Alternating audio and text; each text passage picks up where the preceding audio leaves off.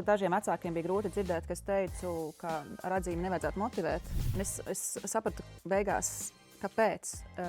Vēl lielāku argumentu ir tas, ka viens var būt labākais.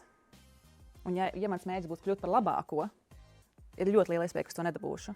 Bet ja mērķis ir atrast savu vislabāko vietu sabiedrībā, kur es jutīšos labi un kur es būšu vērtīgs sabiedrībai, tas nenozīmē, ka man būs labākās atzīmes, ka es būšu labākais.